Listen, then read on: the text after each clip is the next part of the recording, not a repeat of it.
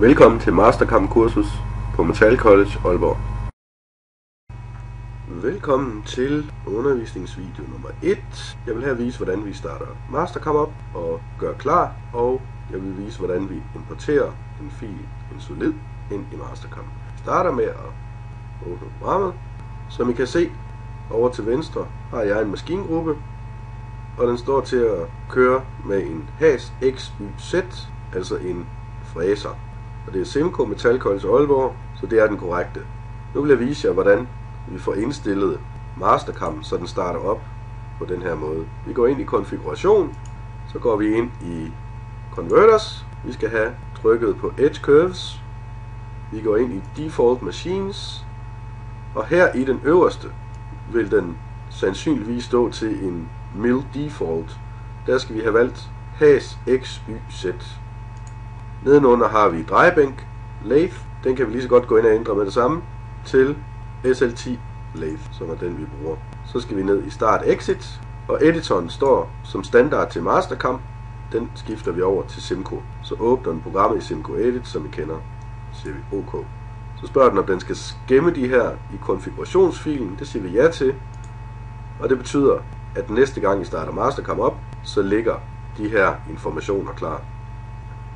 Så skal vi have åbnet en solid. Vi siger Open. Jeg går ind på skrivebordet, og jeg vil have åbnet en solid. Det er ikke en Mastercam-fil. Det er en Inventor-fil. Vi siger alle filer. Og så går jeg ned og finder den fil, jeg gerne vil have åbnet. Så har vi en mellemplade solid. Og vi trykker Åben. Så har vi mellempladen. Hvis I trykker på musehjulet, så kan I dreje og se soliden her. Hvis I vil have overflader på, kan I gå op og trykke på kuglen heroppe. Hvis I er shaded, får vi overflader på. Wireframe, så fjerner vi overfladerne igen. Hvis I trykker på F9, så får vi vores kryds i koordinatsystemet. Hvis vi prøver at se på emnet nu, på emnets placering, kan vi se, at den ligger med 0 nede. Godt nok i venstre hjørne, men det ligger i bunden. Vi vil gerne have flyttet 0-punktet op i toppen af venstre hjørne. Så går vi ind og analyserer en position, og vi vælger, vi kan zoome lidt ind, det gør man på musehjulet. Vi vælger en position op toppen af emnet, og vi kan se, at Z-positionen er plus 20. Det vil sige, at vi skal have flyttet hele emnet minus 20 ned.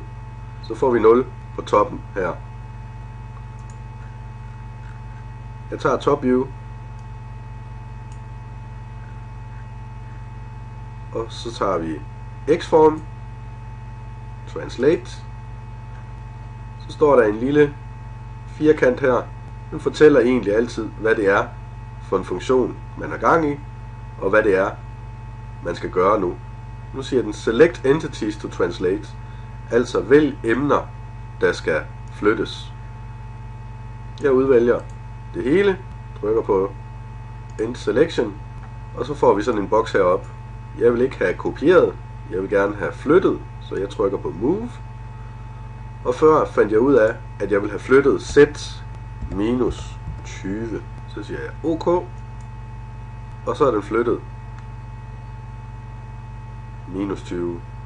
Og så ligger vores emne korrekt i koordinatsystemet.